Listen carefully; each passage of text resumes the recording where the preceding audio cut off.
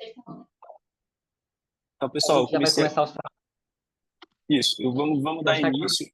Esse júri aqui é referente à nossa turma de Direito Penal, Teoria do Crime, da Faculdade de Estácio, primeiro e segundo semestre, né? Então, aglutinado as turmas. Quem vai, quem vai coordenar os trabalhos é a Camille e o Guilherme, que são os monitores da turma. Eu sou o professor Vlad e eu vou funcionar como anfitrião aqui e fazer os apontamentos que são necessários, tá certo? Pode ficar à vontade, Guilherme, para começar. Obrigado, professor. Agora a gente vai dar o início dos trabalhos. A Camille vai fazer o trabalho de juíza e eu vou narrar, assim, para explicar, para todo mundo acompanhar bonitinho, acompanhar o processo. Lembrando que isso aqui não é uma aula de processo, é legislação material. Então, não, a gente não vai se ater tantos aos pequenos detalhes do processo penal. A gente fez um tribunal do júri bem adaptado. Tá, Camille, acho que já pode começar a abertura.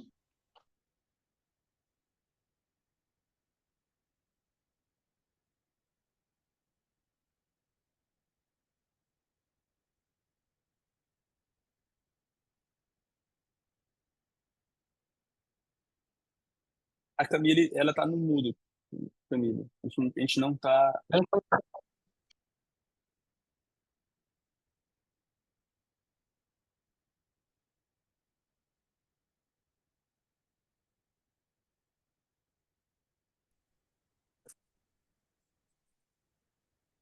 A Camille tá no mudo. Ela não tá falando. Bem, Agora sim. vou tirar meu acessório.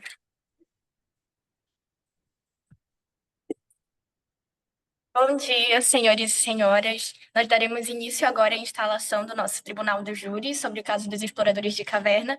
E eu gostaria de cumprimentar todos os integrantes do Ministério Público, do da Defensoria Pública, que sejam todos cumprimentados e aqueles que também fazem parte do Conselho de Sentença.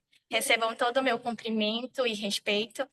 E eu me apresento agora como juíza deste tribunal, com toda a minha transparência e imparcialidade. Nós vamos fazer o julgamento buscando a melhor forma de atender a finalidade do direito, que é a justiça. A oficiala de justiça já se encontra aqui na reunião.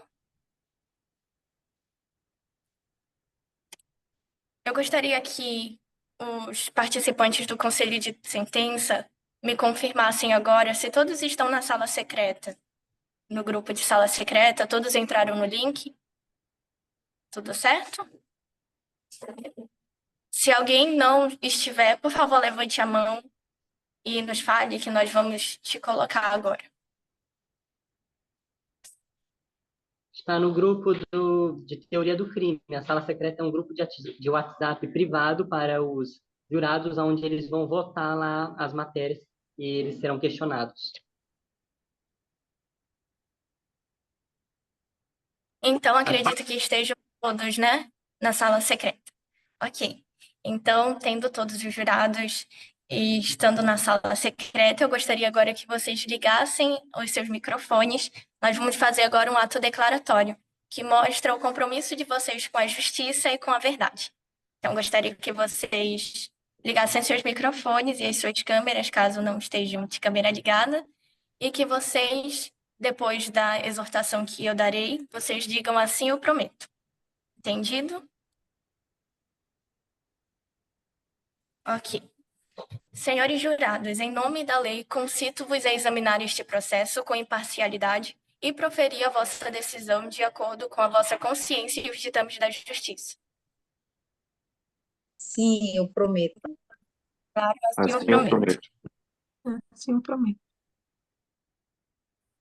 Então, nós já podemos dar início à instrução do processo no Tribunal do Júri. Nós vamos começar agora com a leitura do relatório. Então, peço que todos fiquem com o microfone desligados e que vocês prestem bastante atenção na leitura. Eu acredito que a oficiala de justiça ainda não tenha colocado o relatório no grupo, né? Vocês Excelente, receberam? o relatório está no grupo. Isso, tá certo. Então, eu vou começar a leitura. Eu peço a todos silêncio, Qualquer coisa, o esclarecimento, eu vou indagar vocês após a leitura do relatório e vocês podem me solicitar algum esclarecimento ou releitura. Os 4 réus são membros da Sociedade Espeleológica Doravante, simplesmente sociedade, uma organização composta de pessoas amadoras, com interesse específico de exploração de cavernas. No princípio de maio, os 4 réus na companhia de Roger Wetmore, também membro de tal sociedade, adentraram o interior de uma caverna formada por pedras calcárias do tipo encontrado no planalto central desta comunidade. Enquanto se encontravam remotamente à entrada da caverna, ocorreu um deslizamento de terra. Em decorrência, grandes pedras caíram de tal maneira que bloquearam completamente a única entrada conhecida da caverna. Quando os espeleologistas perceberam a sua situação, posicionaram-se perto da entrada obstruída e aguardaram até que o resgate pudesse remover todo o entulho que os impedia de sair de tal prisão subterrânea. Do não retorno de Roger e dos réus em suas casas, o secretário da sociedade foi notificado pelos familiares. Existem informações que os exploradores deixaram indicações do local da expedição e a caverna ser explorada na sede da sociedade. Imediatamente, uma expedição de resgate foi enviada para o local. O grupo de resgate encontrou dificuldades extremas e foi necessária a suplementação do número de pessoas, e tal incremento foi complementado com máquinas que demandaram grandes gastos para sua locomoção, para a região erma e isolada, onde a caverna estava localizada. Um considerável campo temporário foi armado, onde se encontravam trabalhadores, engenheiros, geologistas e outros especialistas. O esforço do grupo responsável pela remoção dos escombros foi várias vezes frustrado por outros desmoronamentos. Em um desses deslizamentos, 10 trabalhadores foram mortos limpando a entrada da caverna. Todos os recursos da tesouraria da Sociedade Espeleológica logo se exauriu no esforço de resgate e a soma de R$ 800.000, levantados parcialmente por subscrição popular e outra parte por concessão legislativa, foram gastos antes mesmo que os homens presos na caverna fossem resgatados. Sucesso no resgate foi obtido após 32 dias depois que os espeleólogos entraram na caverna. Era sabido que os exploradores carregavam com eles escassas provisões, e desde que também não estariam disponíveis animais ou vegetação dentro de tal caverna, nos quais eles poderiam subsistir. A ansiedade existiu desde o começo de que eles teriam encontrado a morte devido à desnutrição, antes mesmo que o acesso a eles pudesse ser obtido. No 20º dia de sua prisão na caverna, foi descoberto pela primeira vez que foi levada uma máquina sem fio capaz de enviar e receber mensagens. Um instrumento similar foi instalado no campo de resgate e a comunicação verbal foi estabelecida com os infortunados exploradores dentro da montanha. Eles solicitaram para serem informados de quanto tempo demoraria para serem liberados. Os engenheiros responsáveis pelo projeto responderam que pelo menos 10 dias seriam necessários, mesmo que nenhum outro desmoronamento ocorresse. Os exploradores, então, perguntaram se havia médicos presentes.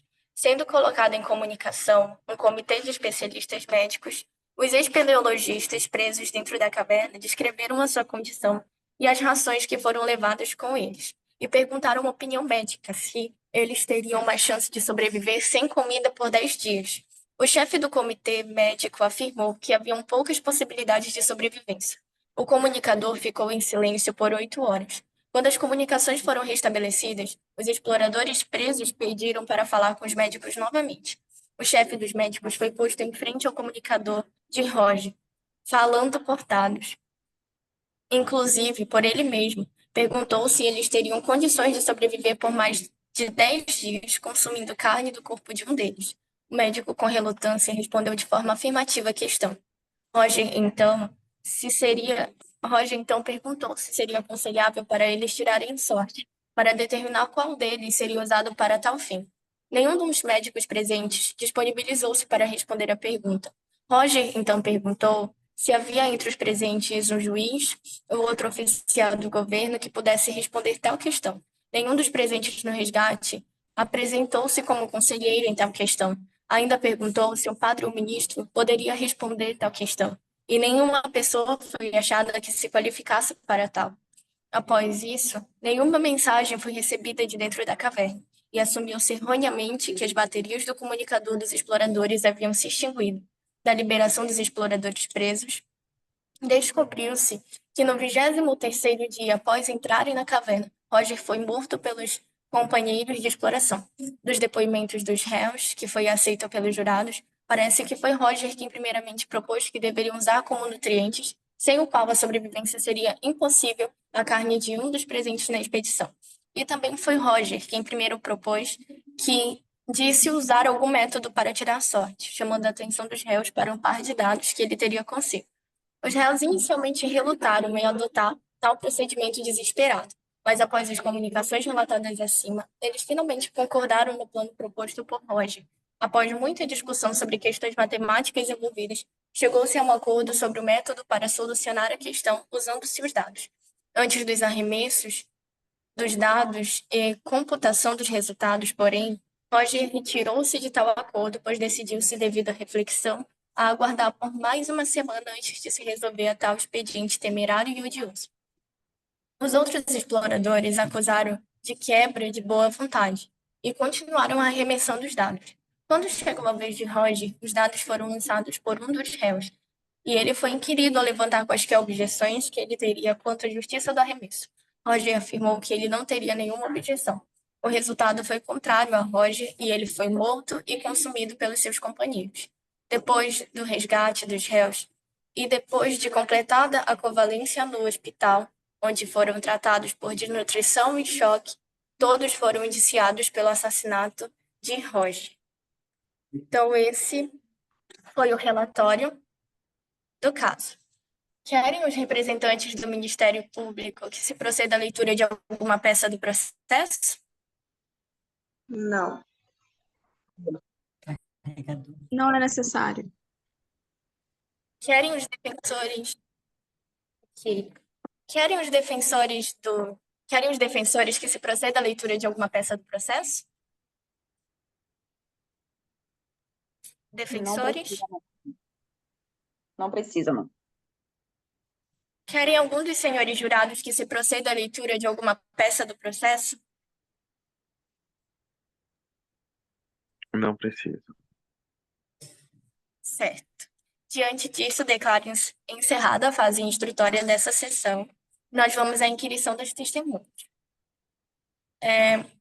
Então, eu gostaria de fazer agora a chamada de cada testemunha, primeiramente das testemunhas que foram arroladas pelo Ministério Público e, após isso, as testemunhas que foram arroladas pela Defensoria Pública. Gostaria de chamar agora o padre Antônio Didier. Está presente na reunião? Padre Antônio? Acho que Padre Antônio está faltoso, Camille. Certo. Juíza Maria Helena Martins. Está presente? Certo. Agora eu prossigo a chamada para as testemunhas arroladas pela defesa. Chefe dos bombeiros de Pietro Moreira. Está presente? Presente. Doutor Augusto Stolze. Está presente? Presente. Ok, então nós temos a falta de apenas uma testemunha, né, que é o Padre Antônio. E nós vamos fazer agora a inquirição. Primeiro começa com as testemunhas arroladas pelo Ministério Público e o próprio Ministério Público vai começar fazendo as perguntas. Então, antes disso, eu gostaria que todas as testemunhas levantassem a mão direita e repetissem comigo o juramento de cumprimento da justiça. Ok? Juro por minha honra dizer toda a verdade e só a verdade. Juro por minha honra dizer a Por verdade. minha Só a honra, de toda a verdade. Eu peço aos senhores a licença só um minutinho. Eu vou só sair.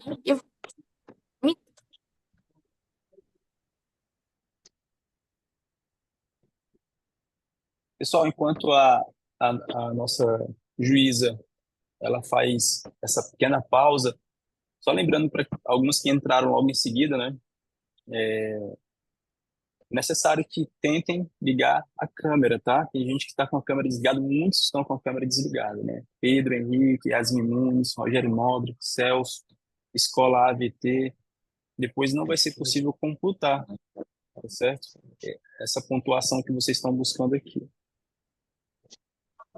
E assim, também aproveitando esse momento aqui de pausa, né, enquanto a Camille não volta, não sei se vocês identificaram, para quem está chegando e é de outras turmas, para quem não teve a oportunidade, esse é um caso clássico do direito, né, que é o caso dos exploradores de caverna, onde algumas pessoas ficaram, exploradores de caverna ficaram sem comunicação, ficaram isolados por algum período e tiveram que sacrificar um dos integrantes para sobreviver, né? É um caso tão clássico que ele se repete em vários filmes.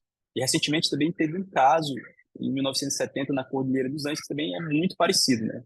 Os Exploradores de Caverna é uma ficção, mas existe um caso real muito semelhante. Então, o que se debate aqui é a legitimidade da conduta dos que sobreviveram, em detrimento daquele que faleceu. Para quem não conseguiu acompanhar a leitura do relatório, foi sintetizado dessa forma, tá certo? Várias pessoas morreram, foram gastos muitos recursos financeiros para tentar fazer o resgate, e agora a gente está julgando aqui os sobreviventes em detrimento daquele que foi morto para alimentar os próximos, né? Os que sobreviveram, na verdade. Só aconteceu um pequeno problema técnico com a câmera da Camille. Então, ela vai pegar, na verdade, com o computador da Camille. Eu dei o meu computador para ela, só que o meu computador não está funcionando a câmera. Ela vai falar pelo meu computador. Tá. Pode passar o celular para ela, então, por enquanto, Guilherme. Se ela puder fazer pelo teu celular. Então, ela já está lá embaixo, na verdade, conectando. Tá. Eu poderia ficar os dois um do lado do outro, aí sem nenhum problema. Aí um não vira para o outro, quando for a vez de um e de outro. Não tem problema. Pode ser, talvez. Vou chamar ela para cá. Tá. Tá, mas o que o senhor está falando é muito importante, porque é um dos casos mais clássicos e que é muito exigido, na verdade. Aí, além de ser um clássico, só um minutinho, a Camila está ali.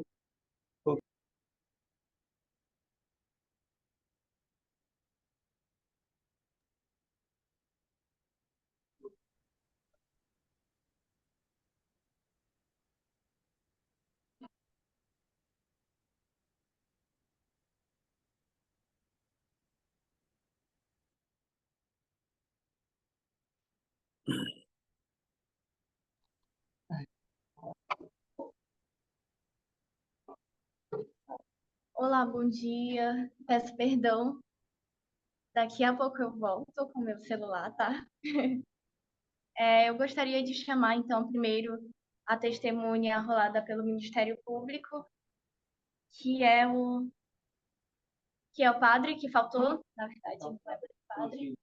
O juiz, a juíza, na verdade, Martins.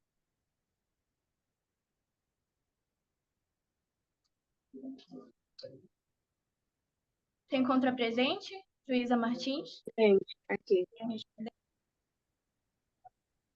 Então, juíza, você está agora sob juramento e sobre pena de perjúrio, caso você diga alguma coisa que seja falta com a verdade. Então, eu gostaria de dar a palavra agora ao Ministério Público, que irá inquirir você, ok? Certo. Bom dia a todos os presentes. Bom dia, meus amigos da Defensoria, Procuradora, doutora Camille. Excelência, fique à vontade para responder nossas perguntas. Então, Excelência, o senhor acredita que a lei possa ser flexibilizada em caso de sobrevivência extrema, como esse caso? Família. Depois dela vai ser eu, né? Eu entendo que a situação era difícil, mas a lei foi criada para proteger a sociedade, inclusive em momentos de adversidade. Não se deve abrir procedentes tão facilmente. Ok. E Vossa Excelência, na sua opinião, a decisão dos réus em poder considerar. Desculpa, se eu vou refazer a pergunta. Vossa Excelência, na sua opinião, a decisão dos réus pode ser considerado um ato justificado? Não. A justificativa da sobrevivência é compreensível, mas não valida o ato de tirar uma vida. A lei não deve se curvar diante do desespero. E se você fosse o responsável pela sentença, consideraria uma pena reduzida para esses homens? Essa possibilidade existe, mas a decisão é, da, dependeria de uma análise muito criteriosa dos fatores. Seria preciso avaliar o impacto social de abrir uma exceção. Ok, sem mais perguntas. Obrigado, Vossa Excelência.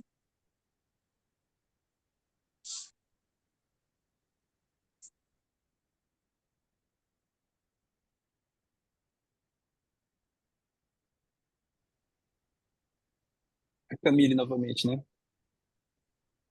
A Camille, enquanto ela está entrando, eu acho que pode-se passar a palavra para a Defensoria Pública. A palavra está com Vossas Excelências. O defensor público que vai inquirir a testemunha está? Estou aqui. Bom dia a todos, a Vossa Excelência, aos meus colegas da Defensoria Pública, aos jurados cuja presença neste julgamento é de extrema importância, e bom dia para a senhora juíza Martins. Bem, primeiramente eu queria perguntar se a senhora acredita que, em circunstâncias extremas, uma pessoa possa perder a capacidade de julgamento racional? Possivelmente, mas a perda do julgamento não justifica atos ilegais. O desespero pode ser atualmente atenuante, perdão. E a senhora considera que privação extrema possa justificar uma resposta violenta? Justificar não. Entendo que pode haver atenuantes, mas a justificativa não pode ser usada como base para legalizar ações ilegais. E como a senhora vê o papel da lei em casos em que a sobrevivência parece estar em jogo? A lei deve ser a mesma para todos. Um ato ilegal não deve ser justificado pela situação, ou corremos o risco de abrir exceções que enfraqueceriam a própria justiça. Tudo bem, agradeço pelas respostas e não temos mais perguntas a fazer. Obrigada, Vossa Excelência. Muito obrigada por sua contribuição. Eu gostaria de chamar agora a testemunha arrolada pela defesa, o chefe dos bombeiros, de Pietro Moreira. Está presente? Estou aqui, estou presente. Certo. Bom, primeiramente, bom dia a todos, promotor, defensoria, podem dar prosseguimento. Bom dia. Eu passo a palavra agora para o Ministério Público fazer a inquirição da testemunha. Bom dia a todos que aqui estão presentes. Bom dia, chefe Moreira. Peço que você fique à vontade. Chefe Moreira, como foi o processo de resgate? Era esperado que demorasse tanto? Não, não era, porque a operação ela acabou sendo um pouco mais complicada do que realmente imaginávamos, porque a caverna foi encontrada numa situação difícil, então isso acabou dificultando a nossa busca, mas com todo o nosso esforço conseguimos fazer o resgate com sucesso do réu. Correto. Na sua opinião, o senhor acha que os réus estavam cientes do risco que o resgate pudesse demorar? Bom, eles sabiam que era uma situação difícil, mas eu acredito que eles também não tinham noção do tempo que isso levaria, o que consequentemente fez com que aumentasse o desespero dos mesmos. Como o senhor reagiu ao saber da decisão dos réus de tirar a vida de Roger para sobreviver? Bem, foi uma situação chocante, porque eu entendo de certa forma, mas que ninguém sabe como reagir a uma situação dessas, entende? Ok, obrigada, chefe Moreira. Sem mais perguntas, Excelência. Obrigada. Defensoria, você está com a palavra agora. Bom dia, senhor Moreira. Vamos lhe Bom dia. perguntar se o senhor acredita que a fome e a pressão psicológica podem fazer alguém perder o controle da própria racionalidade. Sim, com toda certeza. A fome e o desespero, eles acabam afetando diretamente o nosso cérebro. Então, uma pessoa que nunca passou por essa situação talvez não entenda como funciona a situação, como aconteceu no caso dos exploradores, entende? E o senhor afirma que os réus deveriam ser julgados com a mesma severidade de alguém que comete um crime em condições normais? É uma situação complicada, porque eles estavam numa situação atípica, eles estavam fora da, digamos assim, da nossa sociedade, eles estavam num mundo completamente diferente, mas devido à situação que eles se encontraram, eu acredito que uma pena inferior se iria refletir melhor na situação em que eles se encaixavam. E o senhor acredita que esses homens agiram como qualquer pessoa agiria nesse momento, assim? Sim, sim, visto que é uma situação diferente, ninguém espera passar por uma situação assim. Então, quando você está com fome, você está com desespero, você não pensa tão claramente quanto uma pessoa que está em plena capacidade lúcida, entende? Muito bem, muito obrigada, senhor Moreira, pela sinceridade, e a Defensoria não tem mais perguntas para fazer para as testemunhas. Ok, obrigado. Obrigada, chefe Moreira. Agora vamos para a última testemunha, o doutor Augusto. Está presente? Estou sim. Doutor Augusto? Estou presente, sim. Certo. Bom dia, doutor Augusto. Agora o Ministério Público irá inquirir você. Passa a palavra ao Ministério Público. Bom dia, doutor Augusto. Bom dia. Fique à vontade para responder nossas perguntas. Então, com base na sua experiência médica, na sua vivência médica, eu gostaria que você nos explanasse como o isolamento e a fome podem afetar o estado psicológico de uma pessoa. Ok. Primeiramente, bom dia a todos. O isolamento prolongado e a privação de comida, elas causam um nível extremo de estresse físico e mental. E isso leva à deterioração do julgamento e ao aumento do instinto de sobrevivência. E isso pode suprimir a moralidade que costumamos ter em situações normais. Ok. O senhor diria que esses homens tinham controle total de suas ações ao tomarem essa decisão? Olha, é difícil afirmar que eles estavam totalmente conscientes. Fisiologicamente, a fome extrema afeta a cognição, a memória e até mesmo a empatia. E o cérebro começa a priorizar a sobrevivência acima de tudo. Ok. O senhor acredita que esse instinto de autopreservação justifica o ato de tirar a vida de outra pessoa? Justificar é um termo forte. Posso explicar os fatores fisiológicos e psicológicos que podem levar a isso. Mas, em última análise, é uma questão de valores, que vai além da medicina. Ok. Termino por aqui. Obrigado, doutor. Obrigada. Defensoria tem a palavra agora. Bom dia, doutor Augusto. Bom Para dia. iniciar, eu gostaria de perguntar se o senhor acredita que a fome e o desespero podem realmente anular o julgamento moral de uma pessoa? Sim, eu acredito. Na medicina, a gente vê situações extremas que alteram o comportamento humano. E a fome prolongada faz o corpo entrar em um estado quase que animal, onde a autopreservação se sobrepõe a outros valores. Então, o senhor acredita que eles não estavam em plena posse de sua racionalidade? Acredito sim. Com base no que a gente conhece sobre a privação extrema, é provável que a sua racionalidade estivesse comprometida e a capacidade de empatia diminuída. Em momentos como esse, é como se o cérebro deixasse de raciocinar moralmente. E em termos médicos, o senhor diria que eles foram, entre aspas, vítimas de suas próprias condições físicas e mentais? Em grande parte, sim. Eles foram empurrados a um limite que muitos de nós jamais experimentamos. É como se o corpo e a mente estivessem funcionando em modo de sobrevivência, sem considerar outras consequências.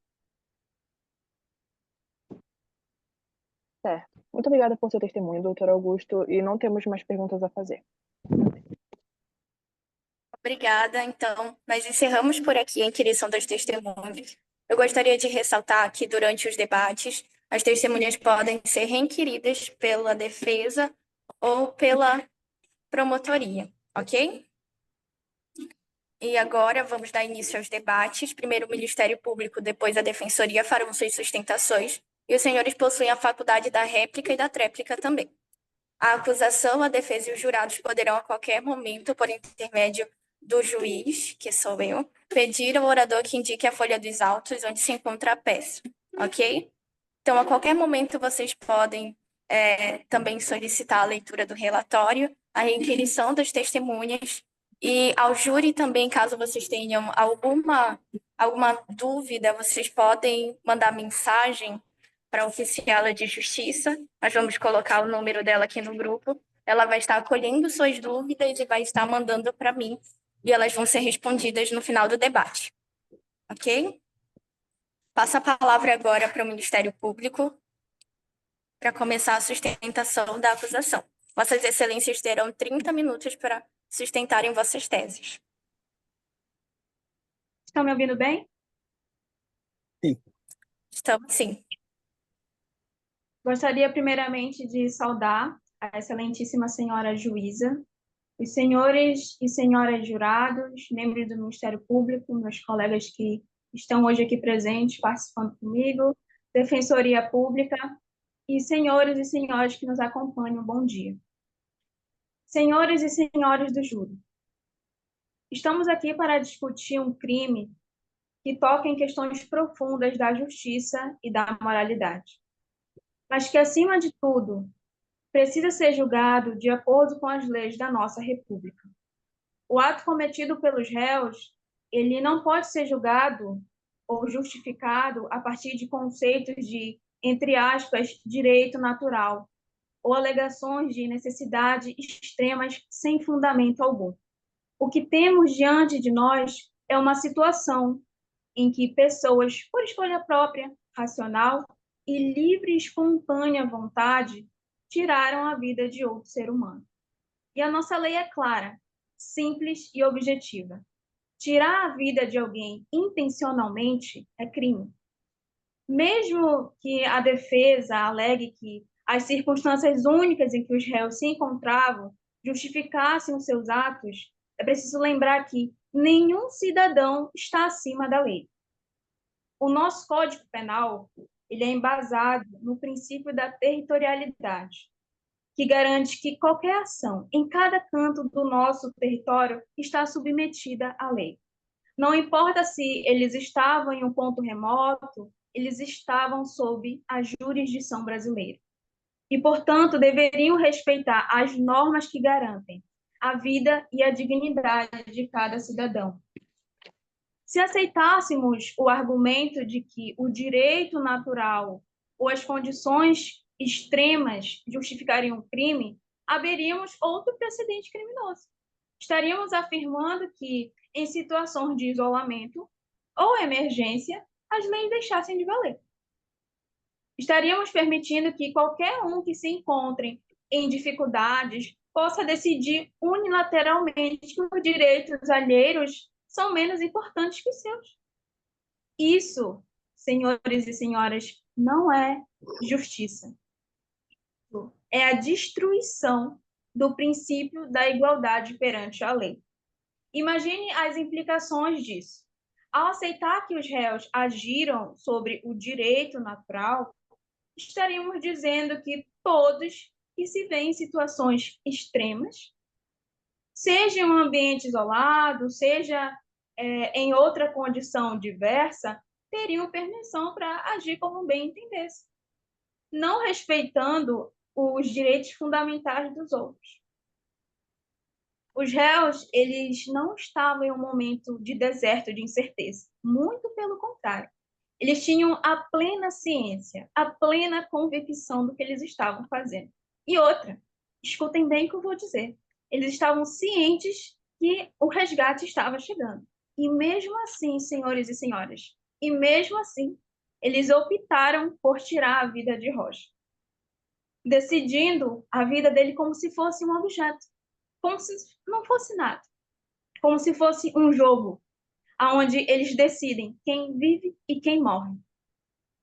Roger, ele não era apenas um recurso a ser usado como sobrevivência. Muito pelo contrário. Roger era uma pessoa, assim como eu e você, uma pessoa com direitos e dignidade. E a Constituição brasileira não abre exceções para a vida. Mas, doutora, houve um contrato. De fato, houve um contrato. E olha a observação, um contrato onde ele não estava de acordo. Ele não estava de acordo. Sem contar que qualquer contrato em que envolva a vida humana em jogo, seja eu querer dar para alguém ou apostar ela, é inválido, é inegociável. É você que está dizendo isso, doutora, não sou eu que estou dizendo. Isso está na Constituição, no artigo 5º da Constituição, está no Código Civil, no artigo 104, e no Código Penal, no artigo 122. A justiça, ela precisa ser forte e clara. Não podemos permitir que a defesa continue argumentando que as condições externas, mesmo que extremas, permitem violar a dignidade de uma vida humana. Afinal, o que os réus fizeram foi um ato injustificável e um ato consciente da eliminação de uma vida. Nós, como representantes da lei, não podemos hesitar em condená-los, reafirmando que a dignidade humana e o direito são valores inegociáveis. Senhores e senhoras do júri, ao proferirem o seu veredito, lembre-se de que estão não defendendo apenas uma decisão de culpa, mas o próprio valor da nossa justiça. Encerro aqui a minha fala, agradecendo a atenção de todos e reafirmando o meu pedido de justiça. Obrigada. Agora Doutora. vai passar a palavra para mim, porque não teve quórum no nosso grupo. Faltou gente e meio que eu tive que avocar. Então, eu vou fazer um pedaço da sustentação da acusação. Tudo bem? Tudo certo. Pode Ok. prosseguir.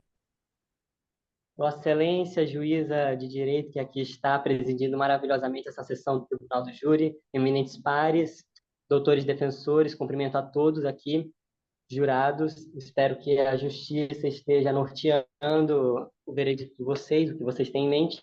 E eu vou falar mais sobre os aspectos da ilicitude, mas eu devo saudar a brilhante sustentação da nossa membro do Ministério Público, a Aline, que esclareceu muito claramente que não se pode usar imperativos de direito natural para aplicar uma sentença absolutória ao caso. O princípio da territorialidade ele é um princípio expresso na Constituição. Não importa se você está nos confins do mundo do Brasil, se você está dentro dessa faixa que nós conhecemos como Brasil, é a lei brasileira, a lei positiva brasileira. E eu gostaria de salientar um exemplo que eu acho que é necessário a fazer quanto a essa tese, de que o Brasil é um país cheio de favelas, periferia, longe das cidades, longe dos centros urbanos, onde a justiça, a segurança pública, o saneamento, a saúde não chegam. Se dentro desses ambientes, onde não existe saúde, segurança, o Estado, e está nos confins das cidades, nos confins urbanos, se um crime cometer lá, a defesa vai usar esse mesmo argumento, direito natural? Estavam numa situação extrema, numa situação de emergência diferenciada da normal? Eu acho que não. Tanto que a gente prende, não importa se está numa favela, se está num centro urbano, a gente prende as pessoas que cometem crimes. Então, eu só queria salientar esse exemplo agora. Agora, falando mais de aspectos da ilicitude, porque todos nós, eu imagino, que já tenham feito teoria do crime, e quando nós vamos analisar esse caso, a gente já pensa, isso aí é estado de necessidade, houve o conflito de bens jurídicos, o conflito entre a vida de um e a vida de outro. Eu gostaria de declarar que o MP não concorda com essa tese e que havia dentro daquela caverna circunstâncias que poderiam ir à frente da morte do Roger. Aqui no Código, eu estou com o Código Penal aqui, eu gostaria de ler o Instituto do Estado de Necessidade. Considerando, eu estou lendo o artigo 24, considera-se em estado de necessidade quem pratica o fato para salvar de perigo atual quem não provocou por sua vontade, nem podia por outro modo evitar, direito próprio ou alheio, e eu gostaria de dar ênfase nessa parte, cujo sacrifício nas circunstâncias não era razoável de se exigir. Quando eu li o caso dos exploradores de caverna, a primeira coisa que eu pensei foi, cara, por que eles não esperaram? Por que eles tiveram que ir na porrada, bomba, matar alguém logo? O contrato deles poderia ser simplesmente, olha, o primeiro que morrer cede o seu corpo para os outros se alimentarem. Mas não, os réus preferiram simplesmente ir lá e praticarem um homicídio. Existiam circunstâncias razoáveis em que eles não precisariam botar a mão na massa, manchar suas mãos de sangue. Então, além de que não existe perigo atual, eu tenho certeza que a defesa irá apregoar essa tese de que existia um perigo iminente e que não é manifestada na lei positiva. Aqui está muito objetivamente perigo atual. Logo em seguinte, no próximo instituto, legítima defesa. Na legítima defesa, ele cita perigo atual ou iminente. Foi uma escolha do legislador. O legislador escolheu, no estado de necessidade, somente se admitirá perigo atual. Na legítima defesa, só irá se admitir perigo atual e iminente. Então, não há, mesmo que haja algumas jurisprudências que eu gostaria de salientar, gostaria de perguntar, aliás, da Defensoria, que logo mais vai seguir a sustentação deles, se as jurisprudências que tem admitindo o perigo iminente se tratam do bem jurídico da vida. O bem jurídico da vida, o imperativo categórico que está catalogado nos direitos fundamentais, ele já foi usado, o perigo iminente, para justificar com o estado de necessidade. Então, os defensores, eles respondem essa pergunta na rodada seguinte. Então, eu gostaria que os senhores se atentassem justamente que em duas disposições do dispositivo do Código Penal não existe estado de necessidade, não existe perigo atual. Existe o quê? Uma infecção, existe um risco deles ficarem sem oxigênio, existe perigo de, sei lá, um bicho ir lá matar eles. Não existe perigo atual e as circunstâncias do caso permitiam que eles tomassem outra decisão. Eles poderiam simplesmente esperar, como já aconteceu. Eu não tenho certeza se foi no Brasil ou se foi por aqui pela América do Sul, mas aconteceu de um avião cair no meio da mata e eles fizeram justamente este acordo. Quem morrer cede o seu corpo. Então, as circunstâncias do caso não permitem que seja aplicado o Instituto do Estado de Necessidade, e eu peço que os senhores considerem isso em toda a sua substância. A vida, não existe uma lista taxonômica, como a pirâmide de Kelsen, que elenca os bens jurídicos em uma hierarquia, mas se tem o consenso de que o direito à vida é o direito que está no top dos tops dos direitos, justamente porque ele importa todos os outros direitos, direito à dignidade, direito à liberdade, direito de expressão, liberdade sexual, todos os direitos estão elencados justamente nele, apregoados nele, no direito à vida. Então, considerem ele em todo o seu peso na hora que forem ponderar na sala secreta. Essa foi a minha parte. Obrigada, doutores. Antes de passar a palavra para a defensoria... Excelência, ainda tem uma defensora para falar, a minha parte. Agora vai Perdão. a Ok. Antes de dar continuidade, eu gostaria de ressaltar que uma das regras dessa sessão é que todos permaneçam com a câmera ligada. Então, se existe algum aluno que está com a câmera desligada, nós pedimos, por favor, que ligue. Podem dar continuidade. Bom dia a todos novamente. Bom dia, Vossa Excelência. Bom dia aos júris que estão aqui hoje, que estão empenhando um papel importantíssimo nesses júris jurados.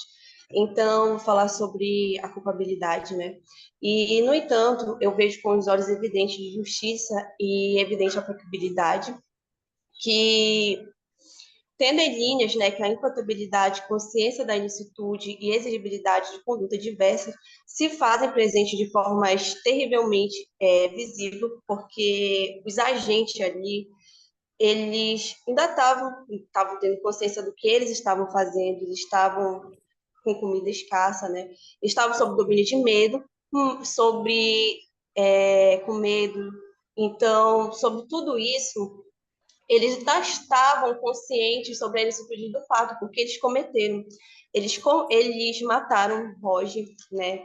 Ainda comeram da carne deles, que se diziam ser o quê? Amigos, colegas. Então, eles estavam cientes do que eles estavam fazendo. Ah, mas foi o Roger que propôs o jogo, foi o Roger que tinha os dados, tudo mais. E vão dizer assim, ah, mas é culpa do Roger, porque foi ele que propôs o jogo. Mas o Roger, ele propôs o jogo, mas ele o quê? Ele desistiu do jogo. E mesmo ele desistindo, ali, mesmo sendo um contrato feito, ele desistiu daquele contrato. E mesmo ele tendo desistido, eles mataram o Roger. Então, eles poderiam ali criar, mas ele desistiu do jogo, eles poderiam, bora esperar a primeira pessoa que morrer e comer de forma natural. A primeira pessoa que morrer de forma natural, eles poderiam comer a carne ali. Mas não, eles não esperaram. Mesmo assim, sobre tudo que aconteceu, eles optaram por matar Roger. Então, eles tinham outras soluções, ou esperar porque o resgate já estava sendo feito. E mesmo assim, eles optaram por matar Roger. Obrigada. Obrigada, agradeço as excelentes teses. Agora eu passo a palavra à defensoria. Vocês têm 30 minutos para fazer as suas sustentações. A oficial de justiça vai fazer a contagem.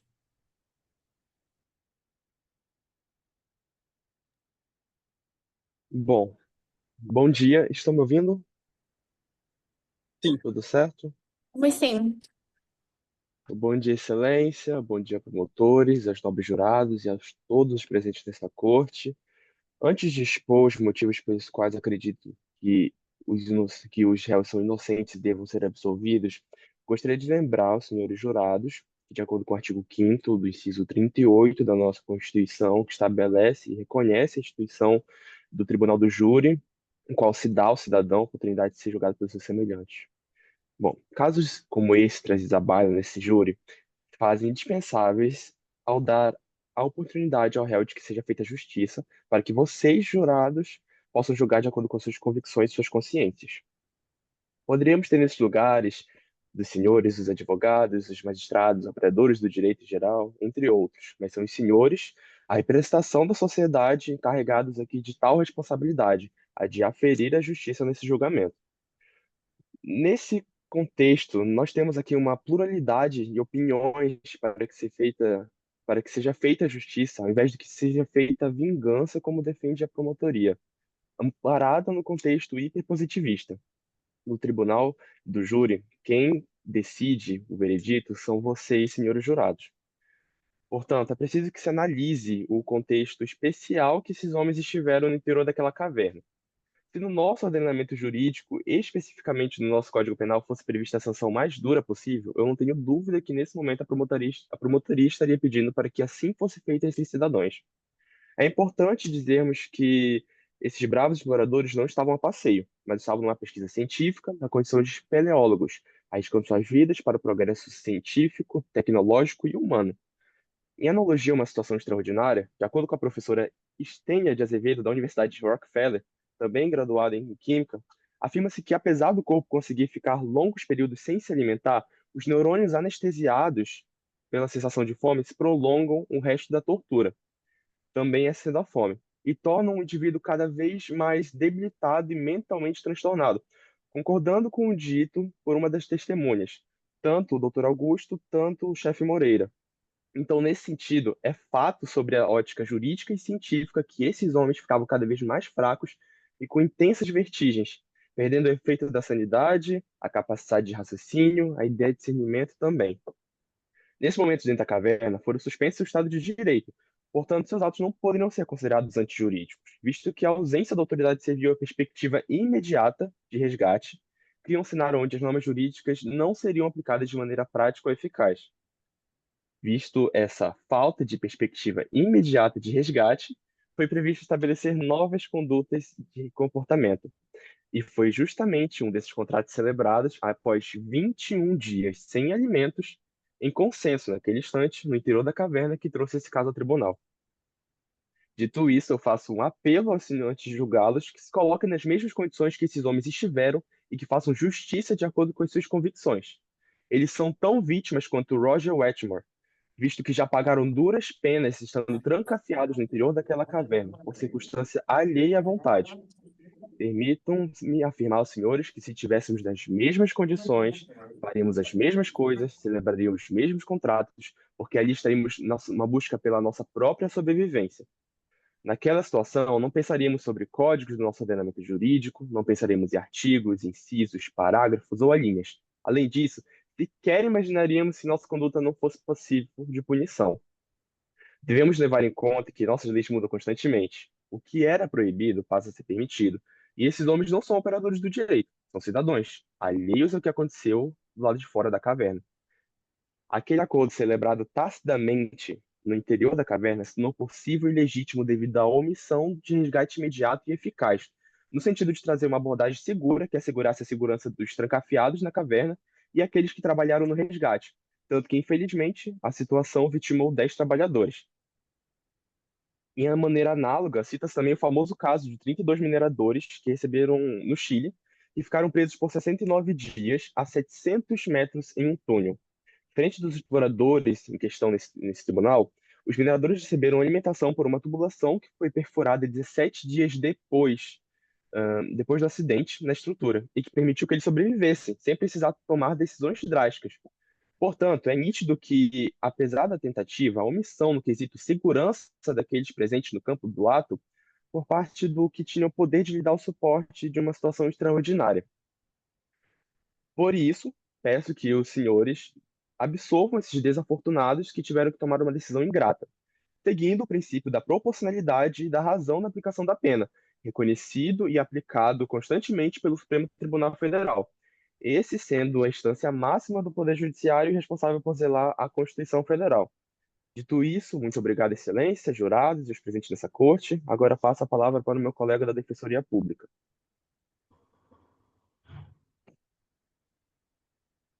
Olá, pessoal. Bom dia, Excelência. Bom dia para todos os nossos queridos jurados que hoje têm a oportunidade e têm o poder de fazer um julgamento justo e humano. Bom, como narrado, no caso, senhores, conta a história de 5 amigos que compartilhavam um hobby em comum e que, por um caso fortuito e um infeliz acidente, a vida de um deles precisou ser tirada. Após mais de 20 dias presos e com recursos escassos, em uma situação de desespero, um desses amigos, Roger, ele sugere uma espécie de contrato social temporário, que seria o sorteio, né, que seria feito para escolher quem iria servir de alimento ali. Para vocês entenderem essa ideia de como que poderia funcionar esse contrato social, eu trouxe o pensamento de um filósofo muito conhecido, que é o Thomas Hobbes, né? O Thomas Hobbes, ele é muito conhecido pelaquela frase: o homem é lobo do próprio homem. Mas o homem só é lobo do próprio homem quando ele se encontra em um estado de natureza. E para ele não viver nesse perpétuo estado de natureza, o que é que o homem faz? Ele cria um contrato social, que é o que hoje a gente pode ver, né? O nosso ordenamento jurídico, nossos códigos. Mas Hobbes, ele vai além. Com o pensamento de Hobbes, a gente pode entender que esse contrato social ele só pode ser eficaz, ele tem força, quando a paz, quando a harmonia ela é garantida. Então, em situações excepcionais, e, diga-se de passagem, né, é a situação aqui dos amigos, em situações extremas de perigo de vida, esse nosso contrato social ele pode sim ser relativizado temporariamente ali naquela situação. Então, eu trago aqui para vocês refletirem da legitimidade que tem desse contrato social temporário que foi feito ali com o consentimento de Roger. Embora Roger, posteriormente, tenha se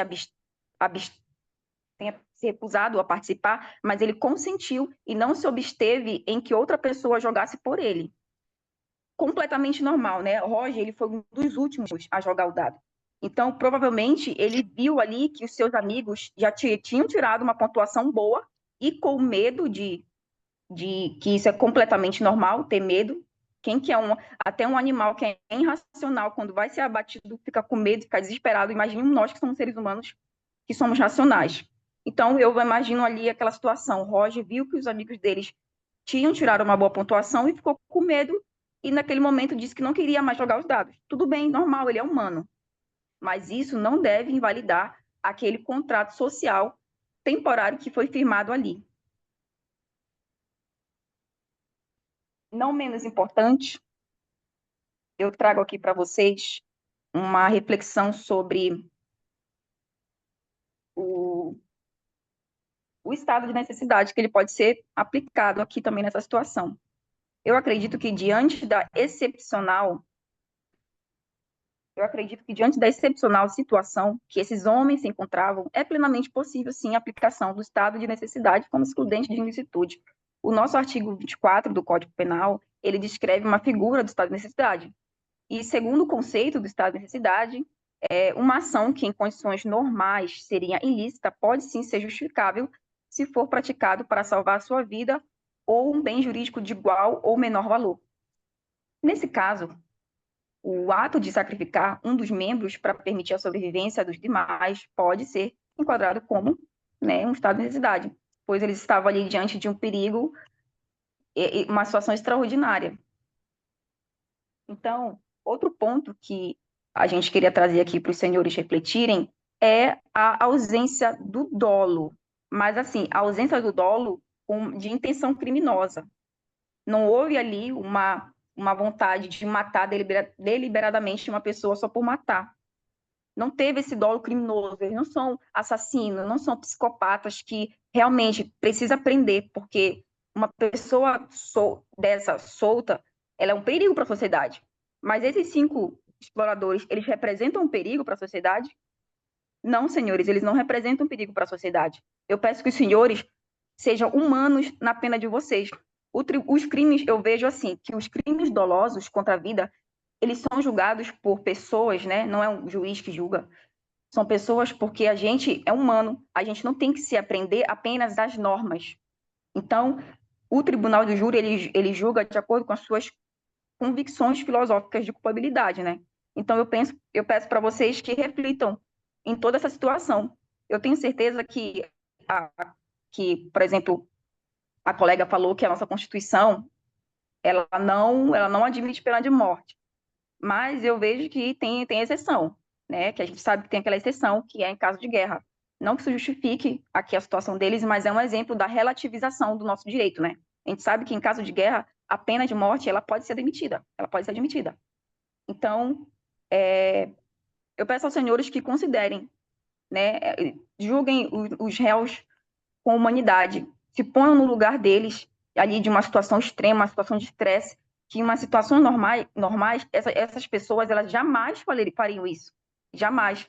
Outro ponto que a acusação falou é sobre eles esperarem ali o primeiro morrer, né?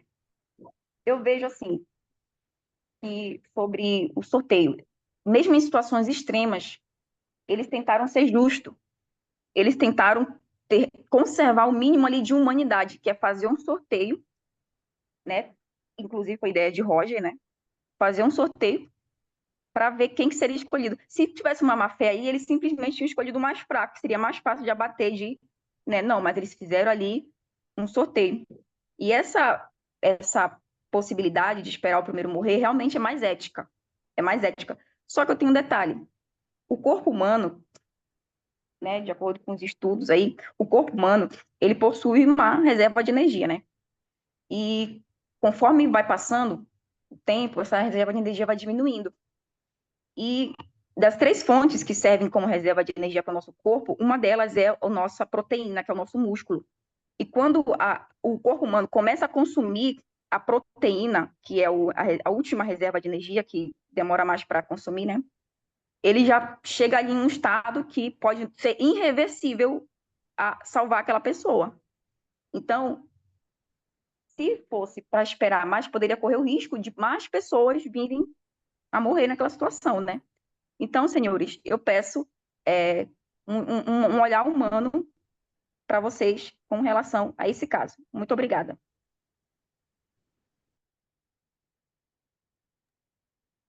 Agradeço a Defensoria. O Ministério Público gostaria de usar da faculdade da réplica? Gostaríamos, Excelência, gostaríamos de falar muita coisa. Vossas Excelências terão 20 minutos para sustentarem sua réplica. Alguém quer começar primeiro, do Ministério Público? Eu acho que eu posso demorar. Começa você. Pode começar. Ok, boa tarde novamente a todos. Eu vou falar aspecto por aspecto. Eu vou começar falando primeiro dos ditames legais, porque eu gostaria de ressaltar primeiramente, na verdade, um pouco da esquizofrenia da Defensoria Pública, porque ora eles dizem para aplicar a legislação brasileira e ora eles dizem para não aplicar a legislação brasileira. Uma hora é um direito natural alheio aos ditames penais postos, outra hora eles querem que seja aplicado o instituto positivado do estado de necessidade. É o que talvez George Orwell chamava de duplo pensar, duas convicções opostas convivendo numa mesma cabeça que são invocadas uma hora ou outra de acordo com a conveniência da pessoa. Então, começando pelo um contrato social completamente inválido. Vamos nos lembrar das matérias de direito civil. Um contrato precisa ter um objeto válido, não tinha, a vida não é um objeto negociável, e houve uma supressão tão grande de direitos, ele não podia sair do contrato? Vamos nos lembrar das diretrizes do contrato, você tem o direito de sair, simplesmente, eu não quero fazer parte disso. E é um contrato completamente viciado, e sem falar que a defesa confunde estado de emergência com a abolição do direito. As coisas ficaram difíceis, simplesmente vamos usar de um instituto abstrato, genérico e natural, dito naturalístico, mas que o direito não vem justamente, o direito positivo não vem justamente para trazer segurança jurídica. As maiores atrocidades vieram justamente por causa de vieses positivistas. Nos tempos de Roma, eles matavam as pessoas, simplesmente trocavam a lei da cabeça deles e pronto. Tanto que saudaram, quase mataram o cara que criou a legislação positiva e escreveu as leis, porque isso ia dar segurança jurídica ao povo. O povo saberia dos seus próprios direitos e próprias obrigações. Então, um contrato viciado, tanto em aspectos de objeto quanto em aspectos de forma. E também é interessante, um contrato, foi dito aqui que o contrato teria uma natureza temporária e efeitos permanentes, né? O contrato só iria existir dentro daquela caverna, mas o Roger vai passar o resto da eternidade morto, a família vai morrer tendo como Roger morto, um homicídio e vilipendiado brutalmente. Ele foi comido vivo sem a sua autorização. Outro aspecto, falaram de Thomas Hobbes. Eu adoro Thomas Hobbes, eu já estudei muito ele. Só que ele era um cara do absolutismo, né? Todas as teses que a promotora, brilhantíssima, minha colega Rafaela trouxe aqui, de Thomas Hobbes, esses argumentos eram usados para justificar o absolutismo monárquico. Eu gostaria que ela soubesse disso e, se ela puder falar depois, ela tratasse disso. O absolutismo monárquico é que se justificou dessas teses que tu usaste. Tu poderias usar alguma coisa como neocontratualismo, mas não foi usado. O argumento de que simplesmente naquela caverna, por uma questão de emergência, se abole o direito, ela não é válida, e eu queria saber da Defensoria que critérios nós poderíamos usar para, em certas situações de desespero, a gente pode ou não abolir o direito positivo. Aí, tratando mais sobre a ilicitude e o perigo atual. Foi falado aqui, eu não tenho certeza se quem foi que falou, mas foi falado que o perigo iminente ele é admissível no estado de necessidade. Isso depende da jurisprudência. Tem jurisprudência que diz que o perigo iminente ele é válido e tem outros que ele não é válido. Por exemplo, um rapaz, eu não vou lembrar agora o nome do acórdão, o número do acórdão, mas era um rapaz que ele comprou uma arma no mercado negro e ele dizia que era para proteção dele, porque o ambiente que ele vivia era muito seguro. Foi condenado, não foi considerado o estado de necessidade justamente porque era uma coisa da cabeça dele. Era uma iminência que tinha na cabeça dele, uma prévia, praticamente. O que aconteceu ali foi um homicídio, uma pena de morte prévia que fizeram dele, um dito sacrifício. E você falar do dolus malum, eu vou falar agora do aspecto dos dolus malum, de que eles não tinham a vontade de matar. Um exemplo aqui que refuta isso, um menino que mata o seu pai, porque o pai batia na mãe, batia nele e dizia que ia matar eles. Esse jovem, se ele praticar um homicídio contra o pai, por mais que não seja moralmente aceitável, ele tinha vontade de tirar uma vida. Tinha o famoso dolus malum, o dolo de querer matar, fazer uma coisa ruim. E eles queriam claramente fazer uma coisa ruim. E agora eu gostaria de ir para a culpabilidade. Eu não sei se está no processo, mas eu colei 2 artigos científicos que falam sobre a regulação da tal da grenina e leptina na fome e saciedade. Alguém aqui assistia muito o documentário Natural? Eu assistia muito quando era criança e eu pensava, nossa, como é que os animais, o narrador está falando que eles passaram 20, 30 dias sem comer, como é que eles conseguem ficar andando, correndo, indo atrás das suas presas com fome? Pois é, isso existe nos animais e existe em nós seres humanos. Quando nós ficamos muito tempo de jejum, existem 2 períodos. Existe um período onde você passa a ter fome e tem um momento que essa fome sai. Porque imagina a gente caçar um cervo, caçar uma capivara com fome, tendo dor de cabeça, com o estômago embrulhando, não dá certo. Então, a partir de certo momento do jejum, o cérebro manda parar de sentir essa dor. Então, nós gostaríamos de salientar, baseado no artigo científico do Dr. Friedman Halland e do Dr. Cummings Eden, eles fizeram justamente estudos sobre isso na saúde humana. No momento do crime, eles não estavam sentindo fome, estavam com fome fisiologicamente, mas as pressões fisiológicas da fome não estavam impelindo. Eles mataram o Roger sentindo seu estômago cheio. Acho que é só isso que eu tenho a dizer. Mas alguém...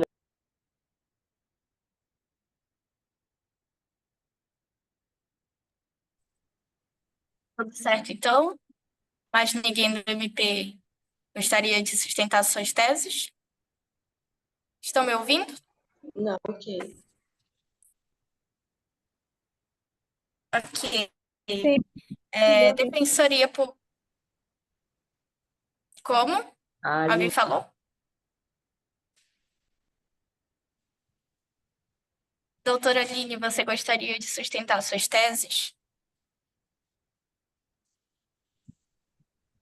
Gostaria de falar? Sim, era só que tanto os doutores da defesa, o doutor quanto a doutora, eles bateram muito na tecla, e eu acredito que também as testemunhas também, sobre a questão da falta de alimento acabar mexendo com a mente humana. De fato, é verdade, é um fato. Só que nesse caso não entra. Não entra porque no próprio livro é descrito. Em nenhum momento eles ficaram tão isolados assim. Eles tinham um meio de comunicação. Eles estavam ligados com o mundo externo, não é verdade? E eles estavam, como eu falei na minha sustentação, eles tinham plena ciência de que o resgate estava a caminho. E mesmo assim se antecederam de uma forma que desnecessária, não era necessário. Então, alegar que eles estavam fora das suas sã consciências mentais, nesse caso, não entra. Não entra porque eles fizeram perguntas, ninguém obrigou eles.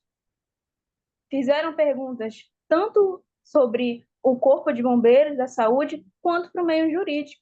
Então, eles não estavam tão fora assim das suas consciências mentais. Eles tinham plena ciência. Eles planejaram tudo com convicção do que eles estavam fazendo.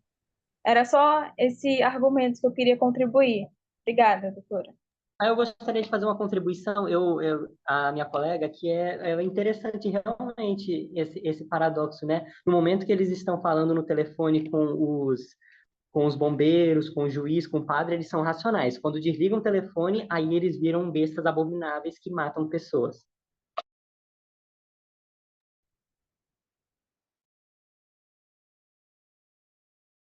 Só isso mesmo, excelência. Pois, tudo certo. Defensoria, gostaria de usar da faculdade da réplica? Sim? Sim. Ok, 20 minutos para vocês sustentarem vossas teses. Eu queria que ressaltar a informação. É muito fácil vocês estarem aqui falando que eles não estavam com fome e tentar dizer como que uma pessoa pode reagir a uma situação tão extrema dessa. O próprio médico disse que eles não sobreviveriam.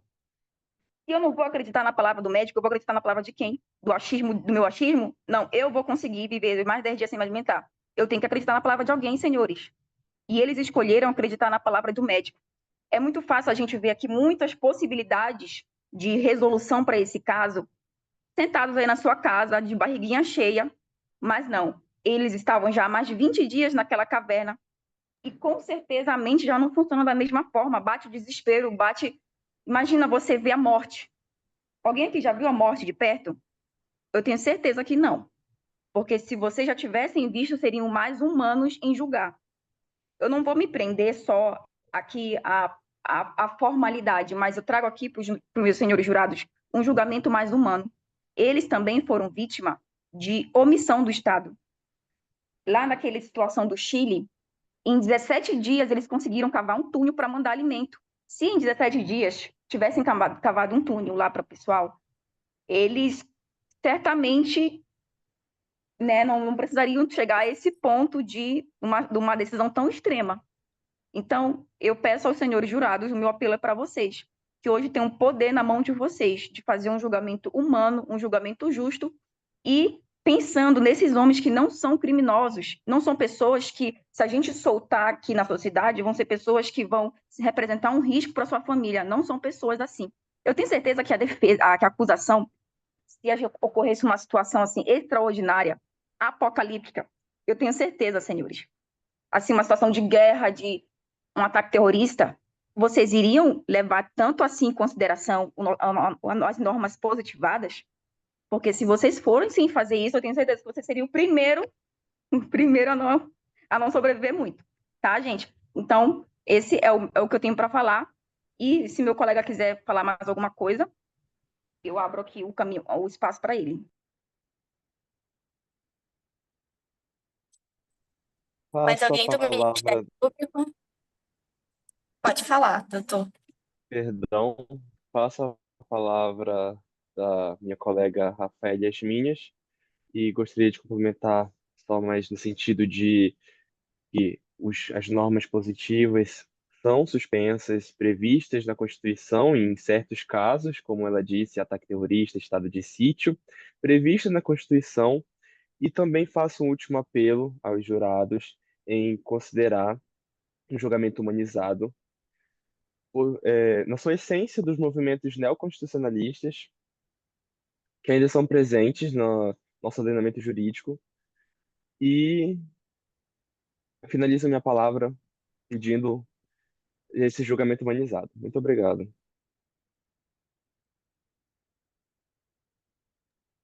A defensoria ainda tem alguns minutos para falar. Mais alguém para fazer alguma citação?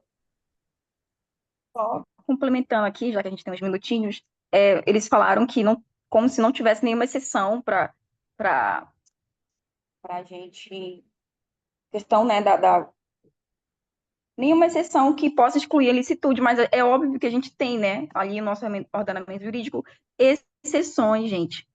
A gente tem exceções que é a excludente de ilicitude, tem a excludente de culpabilidade, então a gente tem exceções, tem como a gente olhar com um olhar humano. Eu vejo que as excludentes de ilicitude, ela é uma forma é um olhar humano que o nosso direito tem, né, que em dadas situações extraordinárias, a gente consegue ali excluir a ilicitude, que eu acredito que também possa ser aplicada, que é o caso dos exploradores. É isso.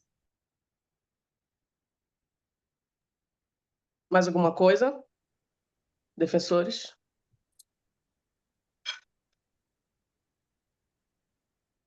Ninguém mais da defensoria? Então, Ministério Público, gostaria de usar da faculdade da tréplica? Eu acho que só considerações finais, doutora. Certo. Pode dar prosseguimento de considerações finais.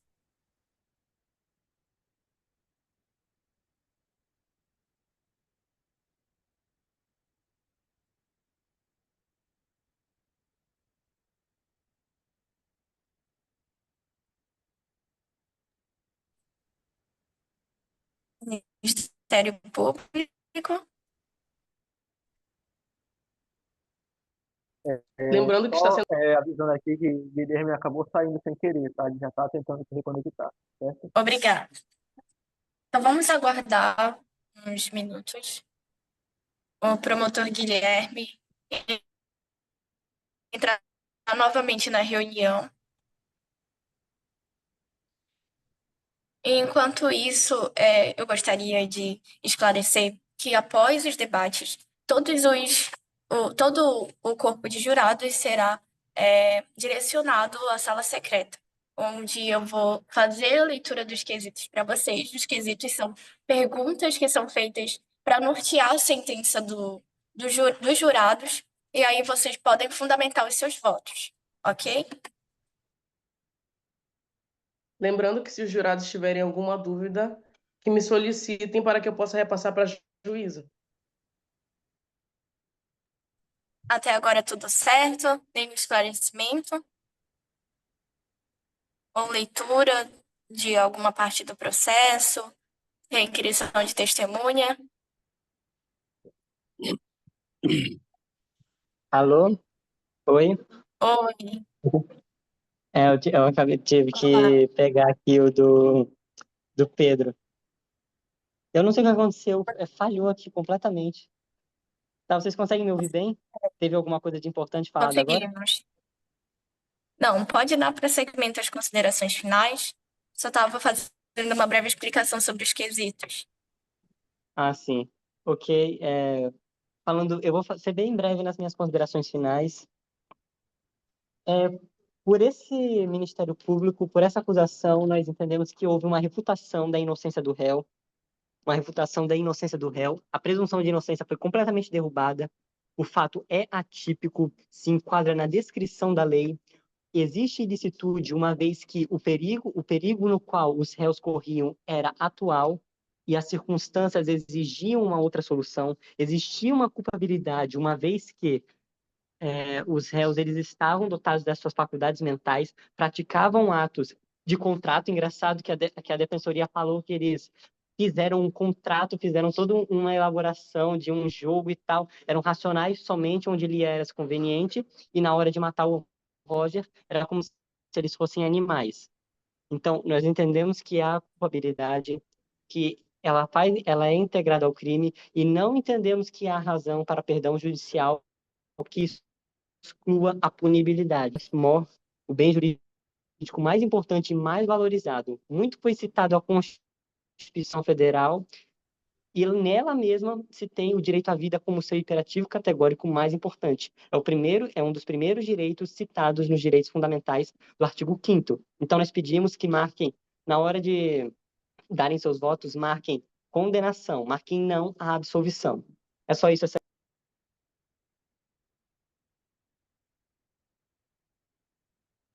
Certo. Defensoria, gostaria de dar mais alguma consideração? Só para o Ministério Público, que a ilicitude, a excludente de ilicitude, ela não tira a consciência do ilícito. Eles tinham consciência, sim. O que tira a consciência do ilícito é a culpabilidade. Aqui a gente está falando de excludente de ilicitude. E sobre o atual ou o eminente, a gente tem discussões, discordâncias dos doutrinadores, mas temos sim a maior corrente mais liberal, e que apoia, que diz que, né, que o estado de necessidade pode ser atual ou eminente, tá, gente? Então, eu peço que vocês coloquem lá as convicções de vocês e que façam um julgamento humanitário, tá bom? Só isso, obrigada. Mais alguém da defensoria? Podemos fechar, então? Vossa Excelência, eu gostaria que, se possível, a leitura do processo novamente. A leitura de todo o processo ou de parte dele? De parte dele, na questão do resgate realizado. E... Um momentinho. Aqui. Desde que se soube que os exploradores tinham levado consigo apenas escassas provisões e se ficou sabendo que não havia substância animal ou vegetal na caverna que lhes permitisse subsistir, temeu-se que eles morressem de inanição antes que o acesso até o ponto em que se achavam se tornasse possível.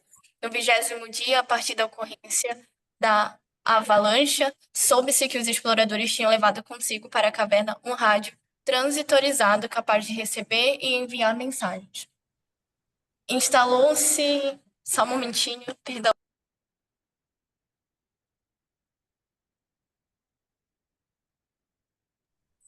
Perdão. Aqui. Pediram estes que lhe informassem. No 20º dia, a partir da ocorrência da avalanche, soube-se que os exploradores tinham levado consigo para a caverna um rádio transitorizado capaz de receber e enviar mensagens. Instalou-se prontamente um aparelho semelhante no acampamento, estabelecendo-se deste modo a comunicação com os desafortunados homens no interior da montanha. Pediram estes que lhe informassem quanto tempo seria necessário para liberá-los. Os engenheiros responsáveis pela operação de salvamento responderam que precisavam de pelo menos 10 dias, à condição de que não ocorressem novos deslizamentos. Os exploradores perguntaram então se havia algum médico no acampamento, tendo sido postos em comunicação com a comissão destes, a qual descreveram sua condição e as razões de que dispunham, solicitando uma opinião acerca da probabilidade de subsistirem sem alimento por mais de 10 dias. O presidente da comissão respondeu-lhes que havia escassa possibilidade de sobrevivência por tal lapso de tempo. O rádio dentro da caverna silenciou a partir daí durante 8 horas. Quando a comunicação foi restabelecida, os homens pediram para falar novamente com os médicos, o que conseguindo, Roger, falando em seu próprio nome e em representação dos demais, indagou se eles seriam capazes de sobreviver por mais de 10 dias se se alimentassem da caverna de carne dentre um deles. O presidente da comissão respondeu a contragosto em sentido afirmativo. Roger inquiriu se seria aconselhável que tirassem a sorte para determinar qual dentre eles deveriam ser sacrificados. Nenhum dos médicos se atreveu a enfrentar a questão. Roger quis saber, então, se havia um juiz ou autoridade governamental que se dispusesse a responder à pergunta. Nenhuma das pessoas integrantes da missão de salvamento mostrou-se disposta a assumir o papel de conselheiro neste assunto. Roger insistiu se algum sacerdote poderia responder àquela interrogação, mas não se encontrou nenhum que quisesse fazê-lo. Depois disto, não se receberam mais mensagens dentro da caverna, supondo-se que as pilhas do rádio dos exploradores tinham se descarregado. Quando os homens foram finalmente libertados, soube-se que no 33º dia, após sua entrada na caverna, Roger tinha sido morto e servido de alimento a seus companheiros. Das declarações dos acusados aceitas pelo juiz, evidencia-se que Roger foi o primeiro a propor que buscassem alimentos na carne dentre eles, sem o que a sobrevivência seria impossível. Foi também Roger que primeiro propôs a forma de tirar a sorte, chamando a atenção dos acusados para um par de dados que casualmente trazia consigo. Os acusados inicialmente hesitaram em adotar um comportamento tão desatinado, mas após o diálogo acima relatado, concordaram com o plano proposto. E depois de uma discussão com respeito aos problemas matemáticos que o caso suscitava, chegaram por fim a um acordo sobre o método a ser empregado para a solução do problema, os dados. Entretanto, antes que estes fossem lançados, Roger declarou que desistia do acordo, pois havia refletido e decidido esperar outra semana antes de adotar um expediente tão terrível e odioso.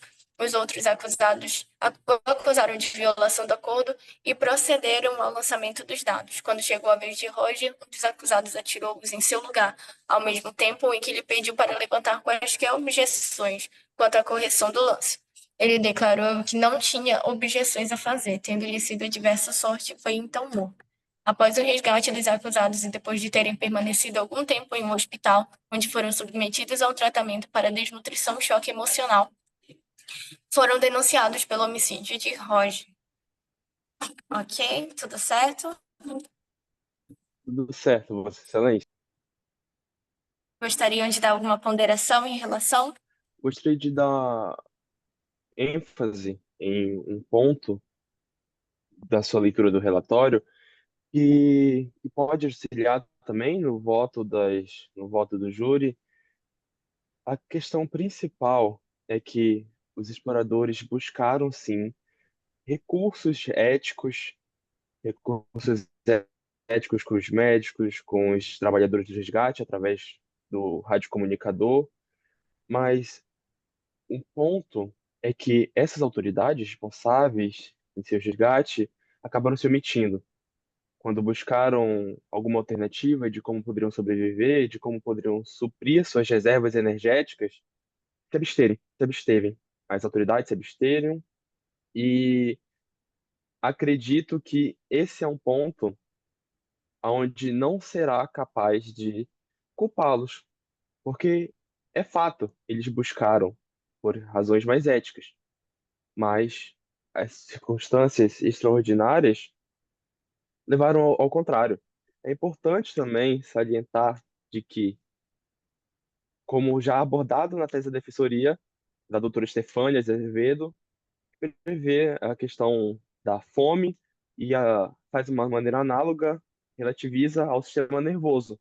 A fome faz com que as pessoas percam o discernimento e, somado à falta de resgate eminente, torna a situação ainda mais subjetiva. Então, eu peço que vocês, jurados, votem em favor da absolução dos réus, pensando principalmente nesse princípio da falta de resgate iminente, tomado a omissão das autoridades, que deveriam dar resgate e auxiliá-los nas demais questões. Vossa Excelência, o MP gostaria de fazer ponderações também sobre o texto relido. Certo, nós vamos então dispor para as ponderações mais 5 minutos. Pela ordem. O Ministério Público ele perdeu a oportunidade de mandar reler durante a tréplica dele. Ele não pode voltar e abrir mais prazo lá para a defesa, não. Mas a ponderação não seria justamente sobre o texto que foi lido, professor? Mas o texto foi lido no começo do julgamento. E a defesa pediu para Mas reler. Na vez dela, a defesa pediu para abrir a leitura. era a vez do MP, Era não a era, vez da já não defesa. tinha Não era passado a lei. defesa? Não era defesa que estavam falando? Isso. Na tréplica? Era a defesa da tréplica. Já era o um último pequeno ponto. erro processual, então. Tá. Eu acho que não tem que ter essa participação do Ministério Público, não. Então, nós vamos vedar a participação do Ministério Público para ler novamente para ler novamente, né, o processo. E vamos então seguir. Júri, vocês se encontram habilitados para julgar ou precisam de mais esclarecimentos? Gostariam de fazer alguma pergunta?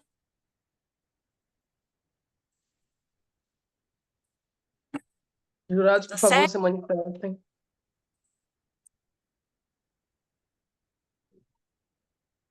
Tudo certo. Sem perguntas, então, nós vamos passar para a leitura dos quesitos.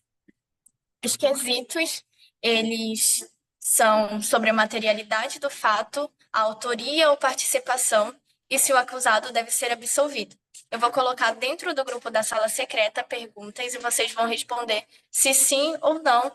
E fundamentar sua acusação ou absolvição dentro dessas perguntas, ok? Então, nós vamos desligar aqui os microfones, podem desligar suas câmeras também. Vamos dar 5 minutos para que o júri faça a sua decisão, certo? Lembrando que Excelência, não vai ser explicado o que cada um dos quesitos significa? nós vamos explicar dentro do grupo, da sala secreta mesmo, ok? Sim. Ok. Obrigada. Então, vamos lá.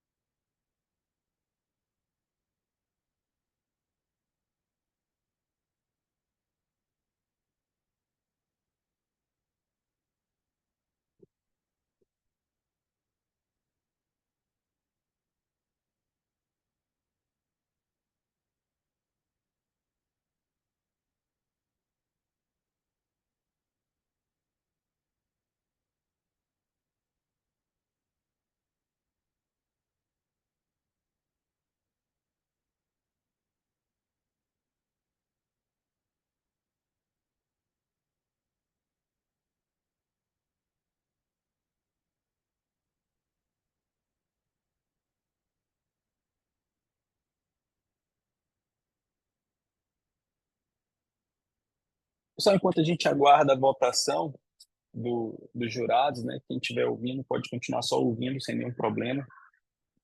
Eu sei que tem muita gente aí que está acompanhando desde o começo. Na verdade, a gente manteve aqui uma média de 26 a 27 participantes durante todo o júri. Então, já queria agradecer vocês por essa paciência, por ter ficado aqui conosco.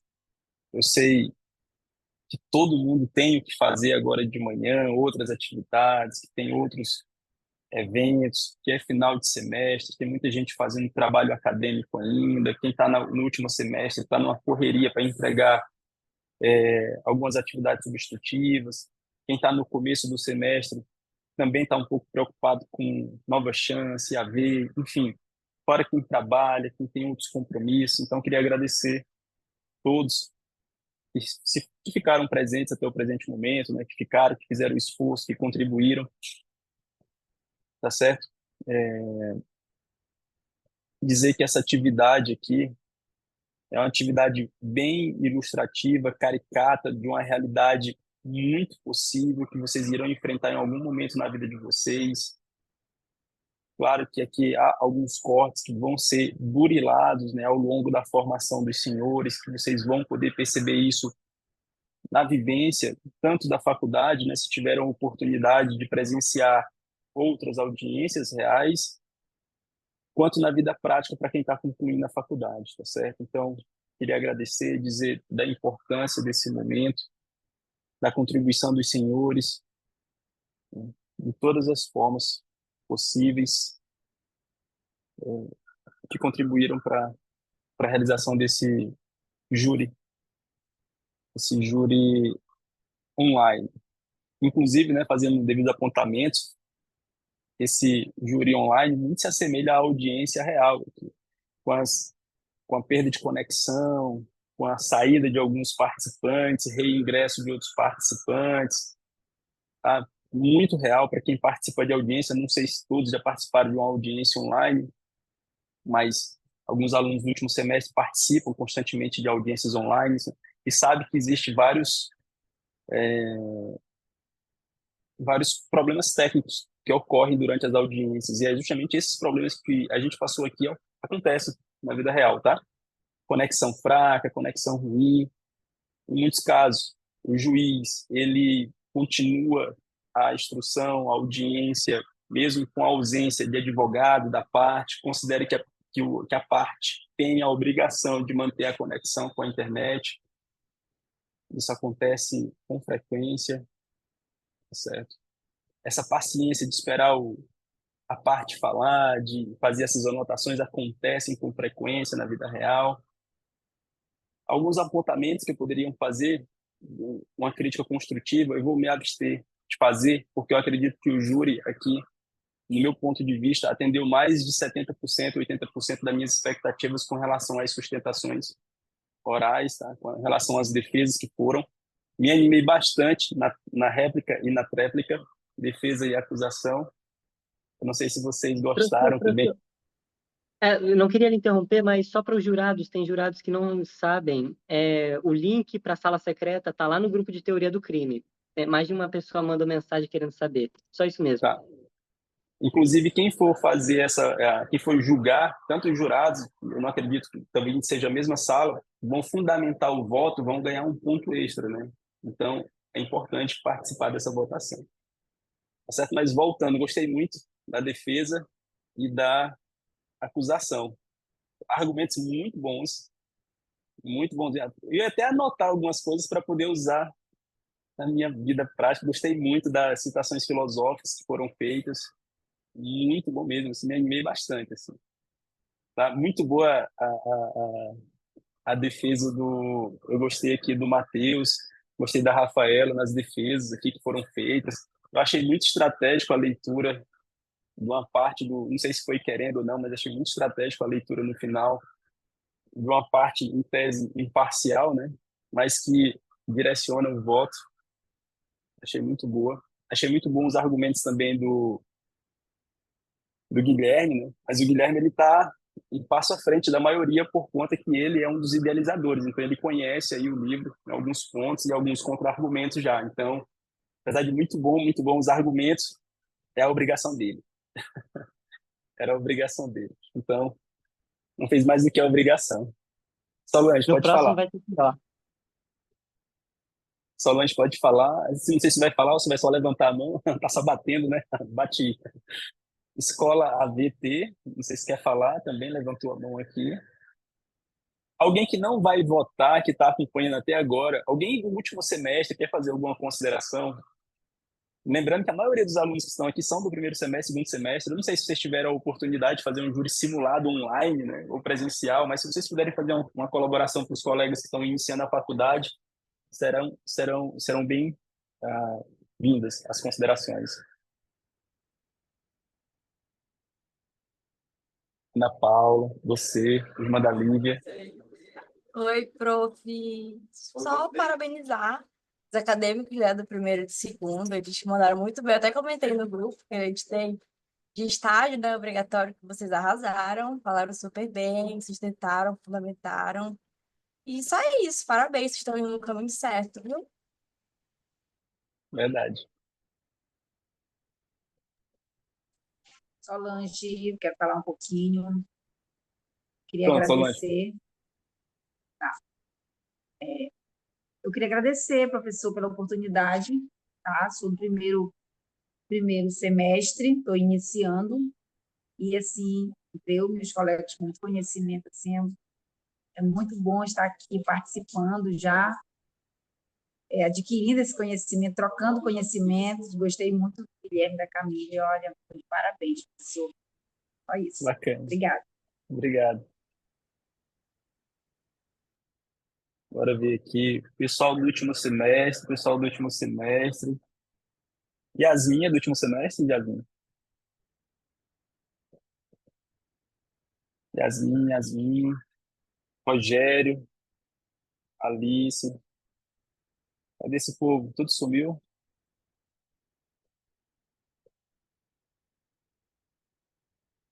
Yasmin Nunes Santos. É do último semestre, Yasmin? Não? Considerações, participação.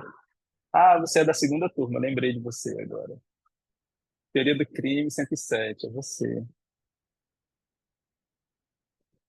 Fernanda Garcia, considerações.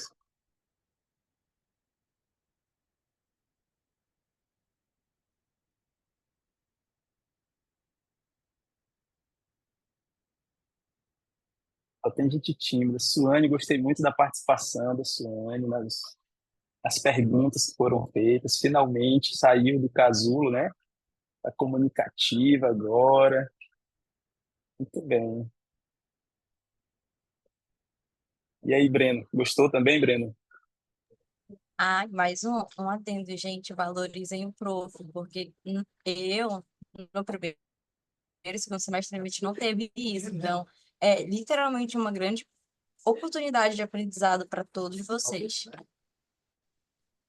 Por isso que a gente ficou, acho que, tão surpreso pelo júri que vocês fizeram, foi maravilhoso. Gostei muito também. Gostei demais.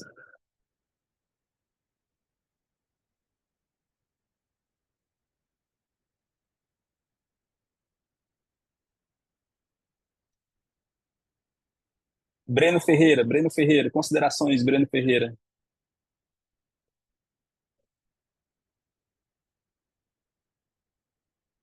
Tá sem áudio? Tem áudio, tá.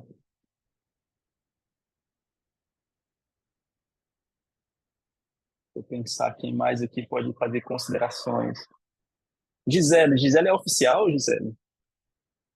Defensora Pública da União, futuramente. Estou trabalhando como oficial de justiça hoje. É. Gostou do júri? É, gostei. Muito bem organizado, amei os argumentos dos colegas. Amei as citações dos filósofos também, muito interessante trazer isso em tona, dando mais ênfase aos argumentos, né? Uhum.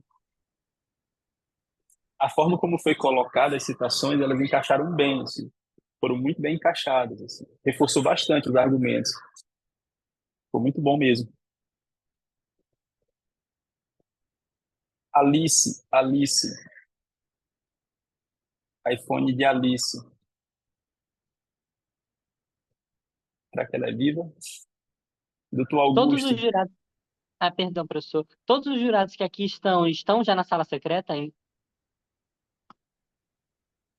Acredito que sim, Guilherme. Tá faltando alguém? Tem gente me mandando mensagem. Se não tiver, tá lá no grupo. O grupo se chama Jurados. É o nome, devia estar sala secreta, mas tá Jurados, tá? Só isso mesmo. Se quiser, Guilherme, já pode acionar a Camille para a gente já caminhar para o final com a votação que tem, tá? Para a gente não alongar mais aqui, porque também a gente tem que reconhecer o esforço e a participação aqui de todos que estão só ouvindo, né? Para a gente não alongar e tornar mais cansativo, né?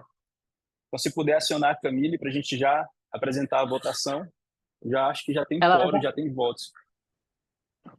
ela já tá explicando todos os quesitos lá no grupo. Quando todos eles se sentirem aptos, aí já vai partir para a votação. Eu acho que deve acontecer bem rápido. Certo, Já explicou tudo aqui agora. tá bom. Aí já vamos ter o resultado desse embate.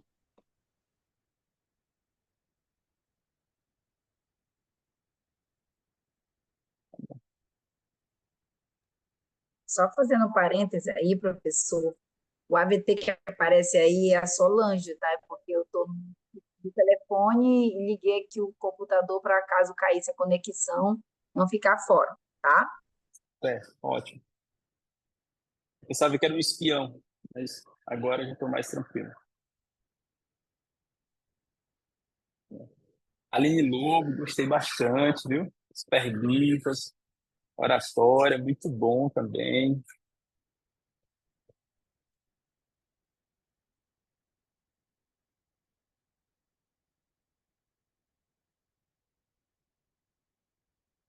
O Matheus, ele veio todo caracterizado, né? O Matheus, isso foi importante. Isso me convenceu muito também, tá, Matheus? Assim, em um dado momento, se eu tivesse que votar na hora que eu vi você falando caracterizado, esse cara ganhou. É. Muito bom. Você não pode tomar partido. Não, mas então na sala secreta, não então? Ele veio com Eu acho que não. toda a skin de operante de direito. Veio na skin. Eu gostaria de declarar o professor suspeito na sala secreta. Viu? Bacana mesmo, eu gostei. Gostei mesmo.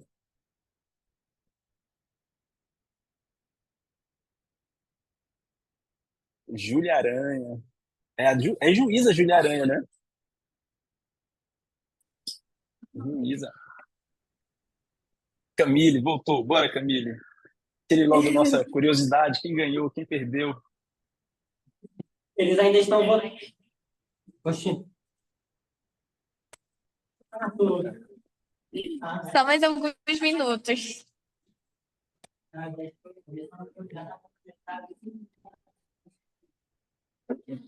Em 5 minutos vamos ter o resultado. Quem é júri já sabe. Daqui a 5 minutos você foi à sala secreta. Se possível, em 2 minutos, tá? Para a gente não sugar os alunos que estão aí acompanhando desde o começo.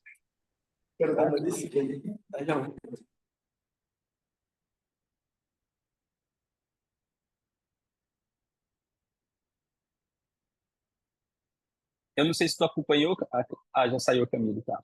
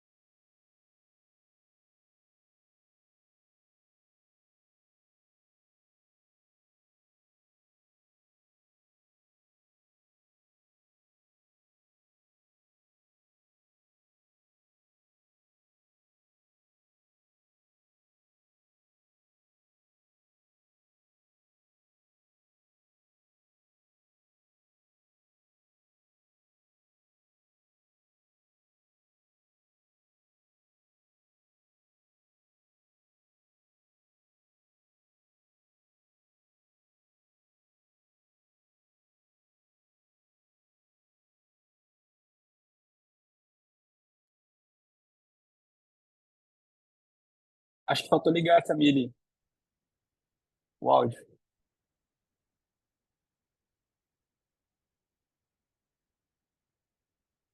Quando forem para responder a ficha, é só sim ou não, tá bom? Não precisa fundamentar agora. Isso. E lembrando que tem 7 jurados, eu acredito. Não pode haver abstenção, tá? Todos precisam votar se sim ou não para absolvição.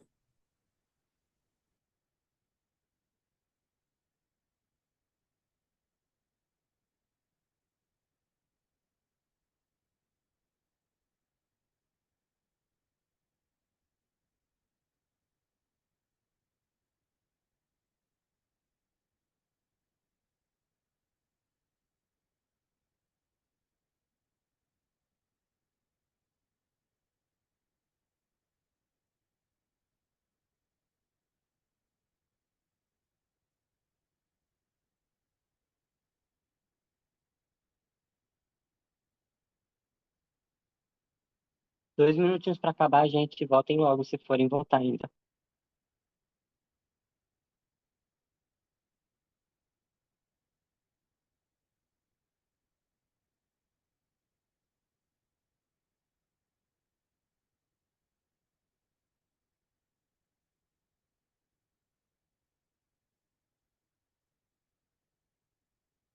Rogério?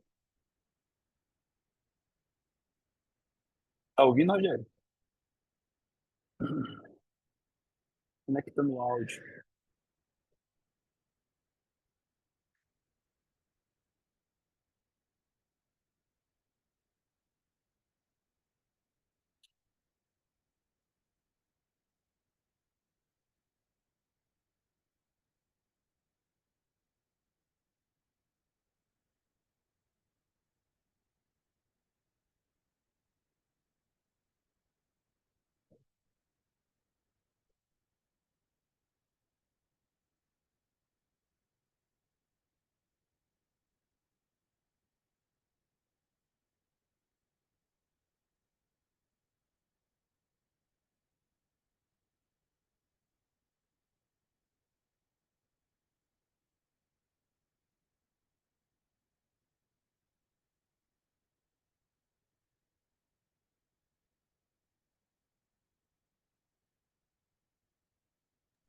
Gisele, se der o tempo, pode fechar o grupo.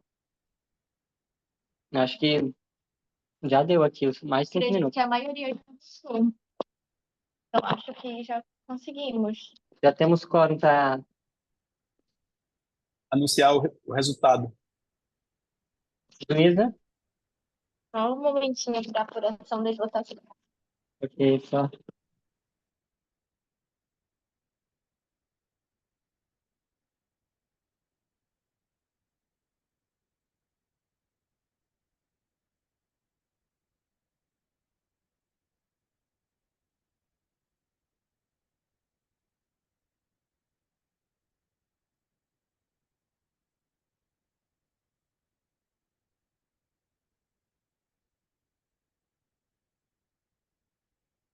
Cinco dias.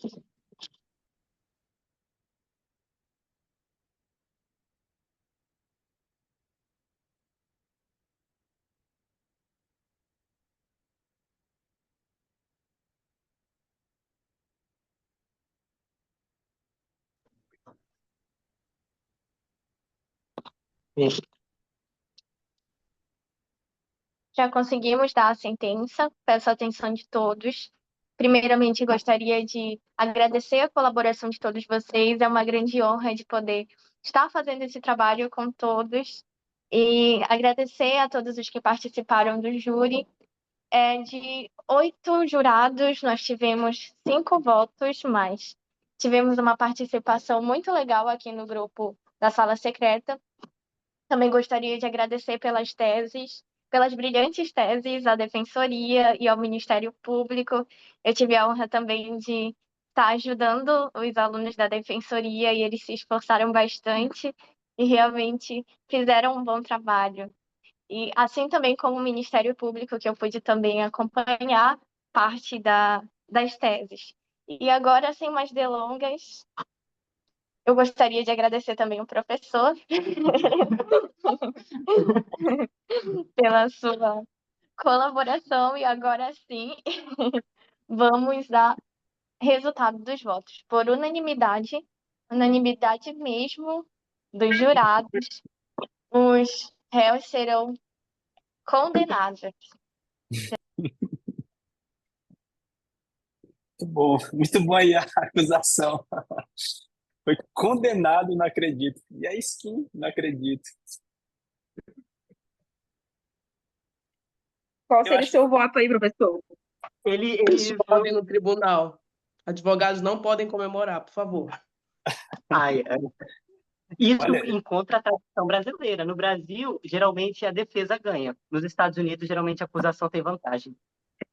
muito bom, muito bom. Olha, assim, por tudo que eu vi, eu acho que os dois argumentos foram muito bons, muito bons, mas eu também achei muito mais consistente os argumentos da acusação. Muitas vezes eu fiquei balanceado aqui pela defesa, né? Mas naturalmente eu gosto de acusar, eu gosto de botar o camarada dentro da cela mesmo, então eu via os argumentos e achei que não tinha rebate pela acusação e depois vinha um bom argumento da acusação, então eu ficaria com a acusação, mas é por natureza mesmo. Mas eu gostei bastante da defesa, tá? Pessoal, mais uma vez agradecer, obrigado a todos que votaram, a todos que participaram e se ninguém tiver mais nenhuma consideração, eu declaro encerrado o nosso Tribunal do Júri Online. Eu tenho uma consideração. Eu Eu gostei também. muito de participar, foi muito divertido. E nem sempre a gente ganha, né? Fazer o quê? Mas eu tô feliz com o desempenho de todo mundo e feliz com o meu desempenho também, né? E que nas próximas oportunidades que teremos, eu não aceito mais perder, viu, seu Guilherme? Brincadeira da parte, é isso. Apesar de caber em estado de necessidade, que é uma excludente da ilicitude. Enfim, obrigada, pessoal. Foi Obrigado. Parabéns, gente da acusação, foi maravilhoso. Da defensoria, os argumentos foram ótimos, eu fiquei penando também. E ao Ministério Público, Parabéns parabéns. por recurso. Já vai ter recurso já, né? Muito bem, Sônia. Tá, tchau, pessoal. Até a próxima, tá? A gente vai conversando no grupo. Tchau.